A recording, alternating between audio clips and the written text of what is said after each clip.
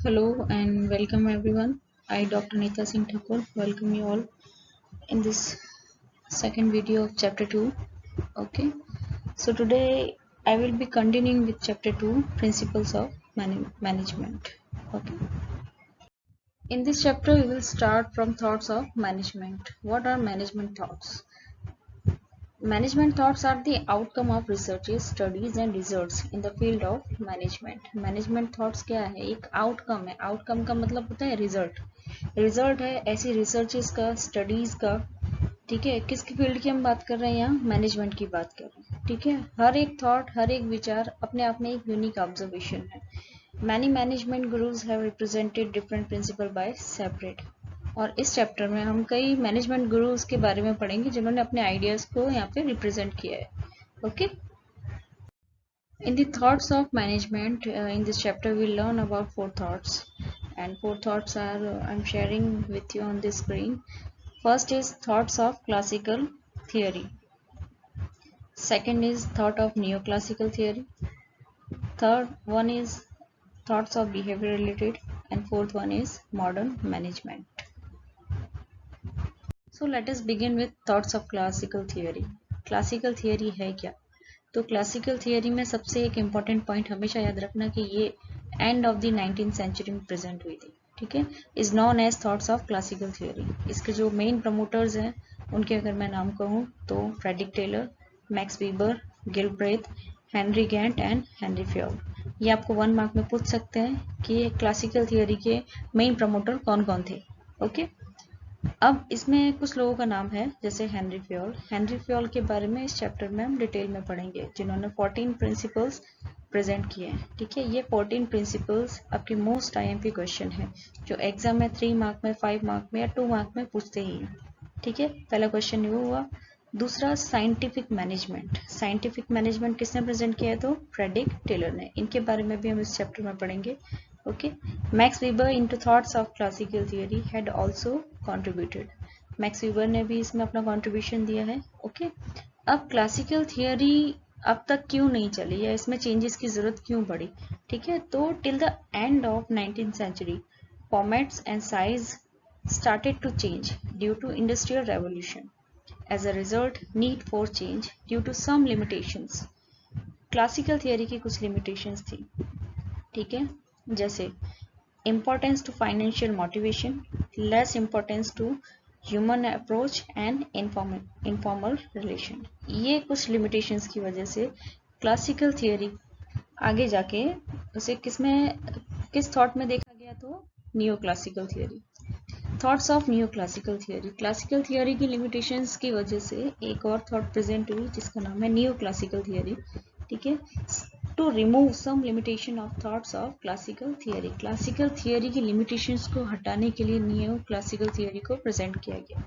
Okay, अब इसकी हम बात करें तो at the end of 19th century, after industrial revolution, formats of units industries was changed and need was arised for a new kind of management. तो इसका time क्या दिया हुआ है?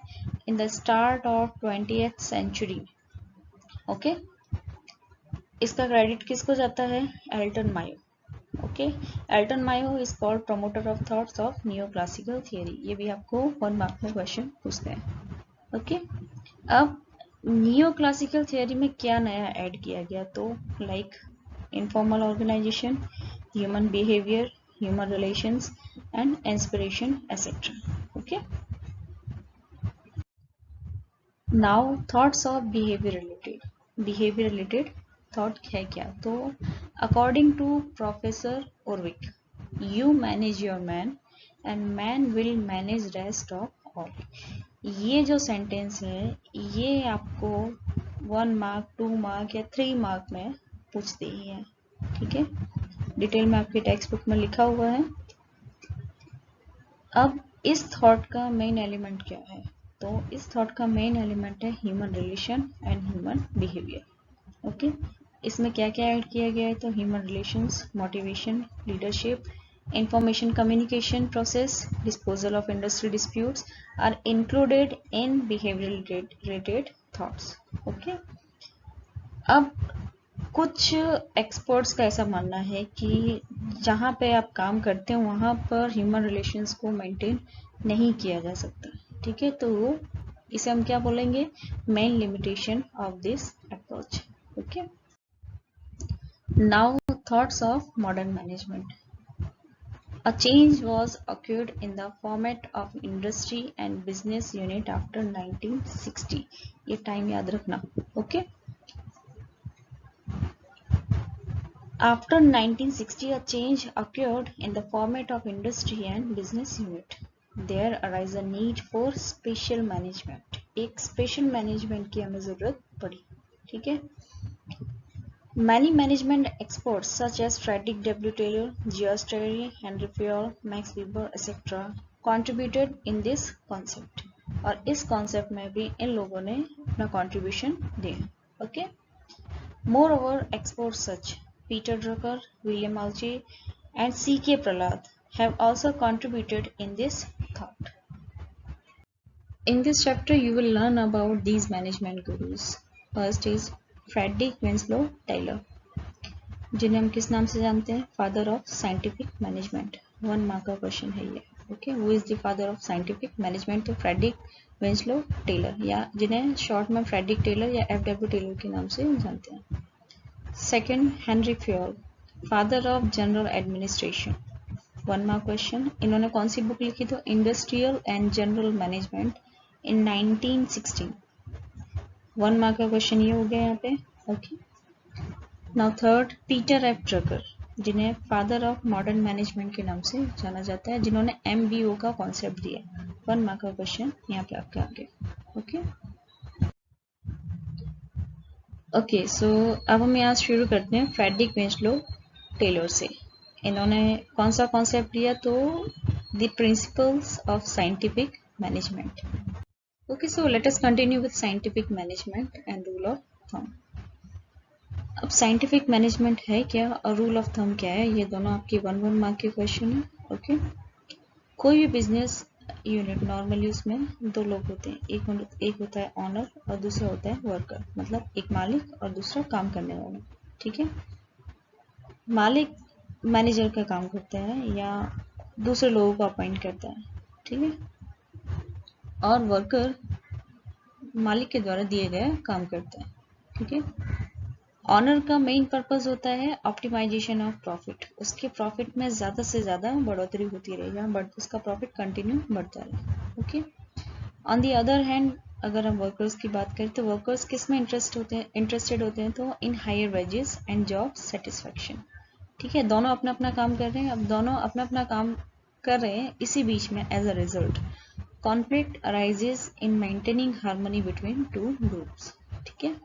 अब फ्रेडरिक टेलर ने इसे चैलेंज किया, इस ट्रेडिशनल मेथड को, और एक न्यू मेथड डेवलप किया, ठीक है, जिसमें workers were asked to do work as per order in traditional method. This method is called rule of thumb, जिसमें वर्कर्स को जैसे चलता आ रहा है वैसे ही काम करने के लिए जो ऑर्डर दिया जाता था उसे हम क्या बोलते हैं? रूल ऑफ थंब, ठीक है, जिसमें there was no voice of workers, जिसमें वर्कर्स को अपनी आवाज उठाने का कोई राइट नहीं था। डोमिनेंस ऑफ ऑनर इंक्रीज, जिससे ऑनर्स की डोमिनेंस बढ़ी। दिस टाइम टेलर, और इसी टाइम पे टेलर ने एक कॉन्सेप्ट प्रेजेंट किया, और उस कॉन्सेप्ट को हम किस नाम से जानते हैं? साइंटिफिक अप्रोच या साइंटिफिक मैनेजमेंट के नाम से हम जानते हैं।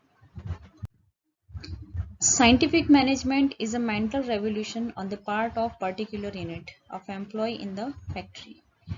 It is a totally mental revolution towards their task, duty, colleagues and honors. Now, what is scientific management? ये definition आपको 1 मार्क में पूछ सकते हैं या 2 मार्क में। तो it is the art of knowing exactly what is to be done in the best and the cheapest way. Okay. Let's start with principles of scientific management. Here I have made 2 tables, one for principles of scientific management and other one is made for techniques of principles of scientific management given by Mr. Frederick Taylor. Okay. यहाँ पर 2 question बनते हैं। पहला होता है कि principles of scientific management में कितने प्रिंसिपल्स हैं? तो total how many principles are there? 8. Okay. And in the techniques, how many techniques are given here?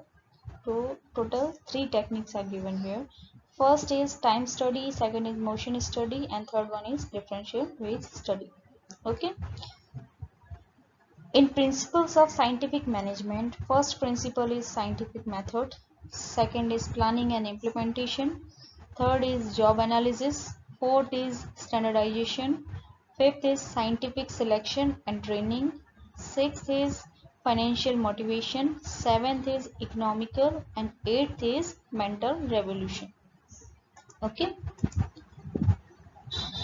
पहला कि what is scientific method? Scientific method है क्या? तो वर्कर की काम करने की क्षमता देख के कि वो काम कर सकता है या नहीं कर सकता है, उस हिसाब से इसका क्या करना, सिलेक्शन करना. ठीक है. Second, planning and implementation. Planning worker से नहीं करानी चाहिए, प्लानिंग करानी चाहिए एक्सपर्ट से. ऐसा किसका मानना था? फ्रेडरिक टेलर का. और उसे इम्प्लीमेंट वर्कर से कराना चाहिए. तो प्लानिंग एक्सपर्ट बनाए और उसे इम्प्लीमेंट कौन करे? वर्कर करे. Third, job analysis. Job analysis से वर्कर की काम करने की क्षमता बढ़ जाती है, इसलिए इसका जॉब एनालिसिस करते रहना चाहिए. फोर्थ, स्टैंडर्डाइजेशन करते रहना चाहिए. Fifth, scientific selection and training. उसका सिलेक्शन साइंटिफिक मेथड से करना चाहिए और सिलेक्ट करने के बाद उसे ट्रेनिंग देनी चाहिए जिससे वो काम को अच्छे से कर सके. Six, financial motivation. और उसे किस तरह से मोटिवेट करते रहना चाहिए? Financially. Economical and mental revolution. Mental revolution owner और वर्कर के बीच का स्ट्रेस कम कर देता है. ठीक है.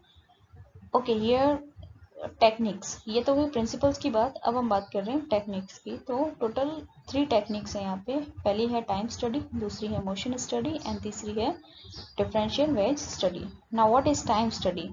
तो time required to complete certain part of task as per Taylor. A task should be finished in prescribed time and its careful study is time study. Taylor के हिसाब से वर्कर को एक प्रॉपर टाइम देना चाहिए और उस टाइम के अंदर उसे वो काम खत्म करना चाहिए. ठीक है, ऐसा टेलर का मानना था. और उसके लेके कि टाइम के अंदर ही वो काम खत्म करवाना है, इसे लेके उन्होंने एक कॉन्सेप्ट प्रेजेंट किया, एक टेक्निक जिसे हम किस नाम से जानते हैं? टाइम स्टडी के नाम से जानते हैं. Now motion study. Motion study है क्या? तो मोशन स्टडी अगर हम बात करें तो ये रिमूविंग वेस्टेजेस का काम करती है कि वेस्टेज ज़्यादा ना हो. Means find out a method which results into minimum wastage of worker and it's implementation. ये एक ऐसी स्टडी है, ऐसी टेक्निक है जिसके द्वारा वर्कर्स ज़्यादा से ज़्यादा चीज़ों को रीयूज करे और वेस्टेजेस कैसा हो, उसका कम हो, उसे हम क्या बोलेंगे? Motion study. ठीक है. तीसरा आता है डिफरेंशियल वेज स्टडी. इस स्टडी में फ्रेडरिक टेलर कहते हैं कि इसे किस नाम से भी जान सकते हैं? Motivational wage method. ठीक है, किस नाम से? Motivational wage method according to Frederick Taylor. ठीक है. It is based on time and work of workers. कि वर्कर कितनी देर काम करता है और उसका काम कैसा है, उसके हिसाब से उसे क्या देना? वेजेस के थ्रू उसे मोटिवेट करना. Now Henry Fayol. टाइम है 1841 टू 1925, जिन्हें फादर ऑफ जनरल एडमिनिस्ट्रेशन के नाम से भी जाना जाता है. Henry Fayol presented management principles. वो एक फ्रेंच इंजीनियर और इंडस्ट्रियलिस्ट भी थे.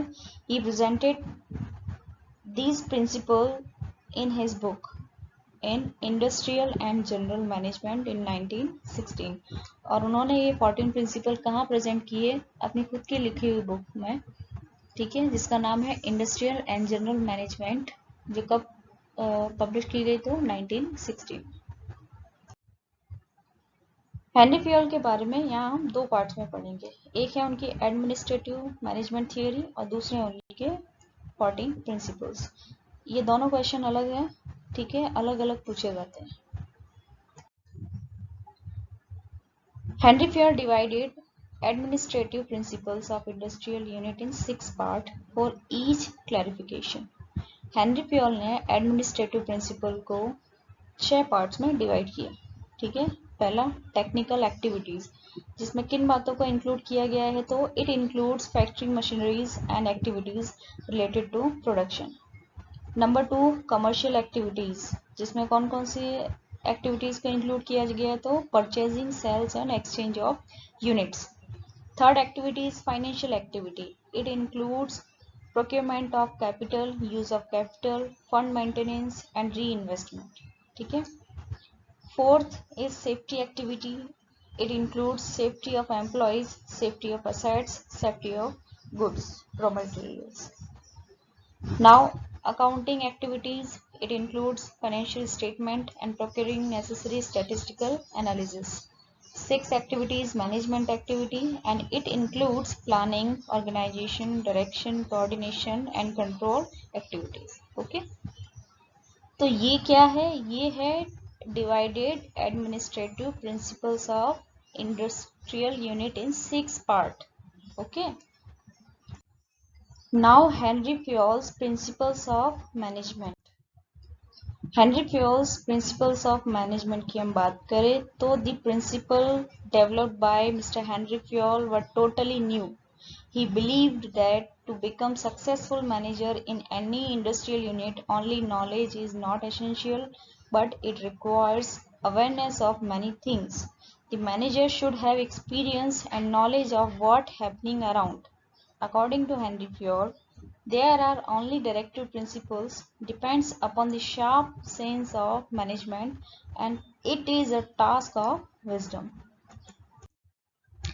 हेनरी फ्योल के 14 प्रिंसिपल्स की ये लिस्ट है, इसमें पहला है division of work, second is authority and responsibility, third is discipline, fourth unity of command, fifth unity of direction, six subordination of individual interest to the general interest, diminution of personal, it's centralisation, ninth scalar chain, 10th order, 11th equality, 12th stability of personal tenure, 13th initiative and 14th most important esprit de corps. ये एक Spanish word है.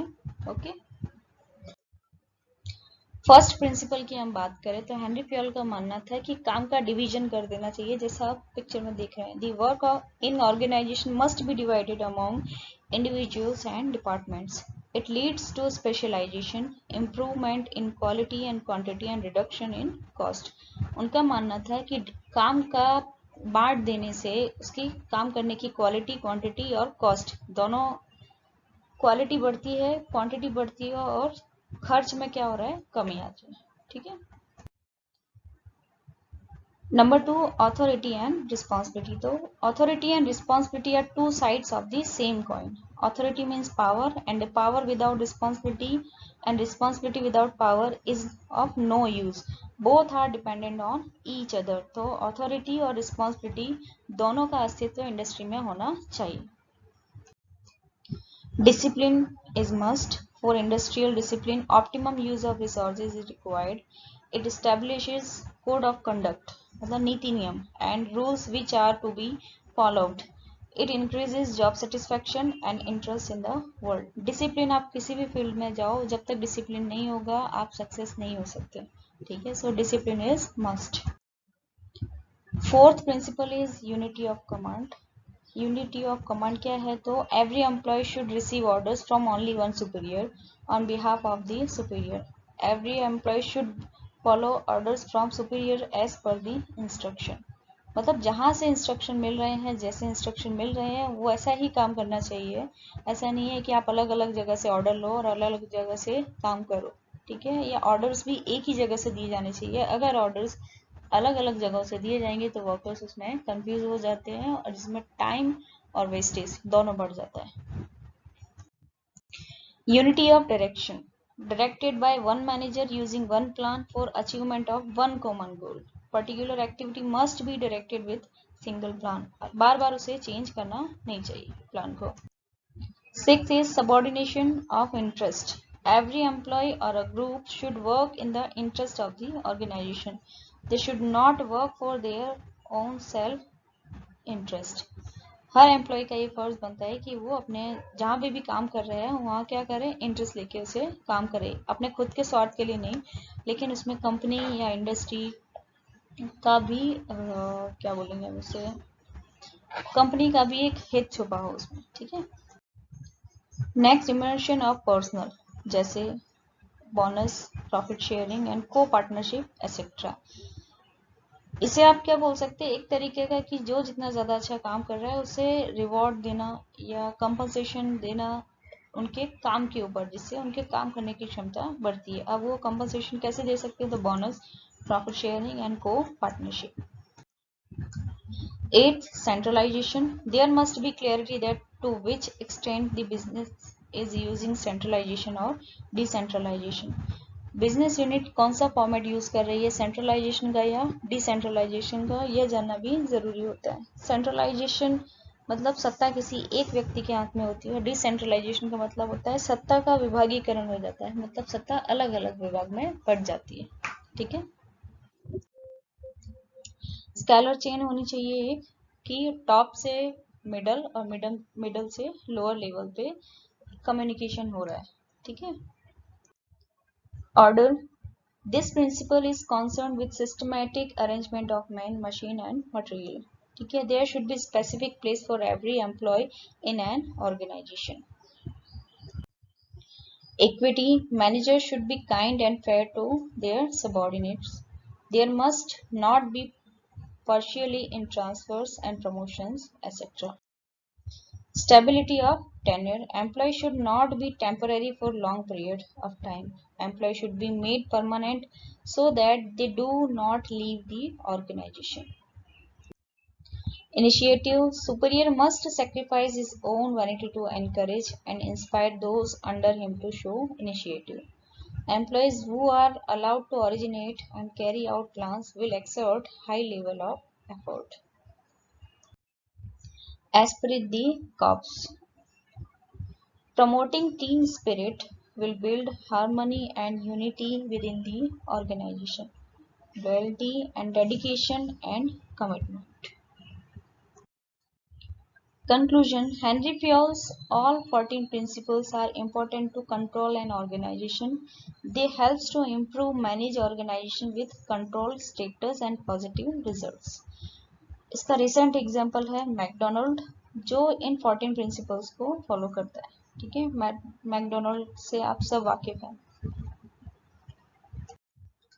Now Peter F Drucker, father of modern management, famous writer, philosopher and educator. Peter F. Drucker favored for more importance to human asset in business unit. His contribution was management by objectives, MBO, and principles of self-regulation are made.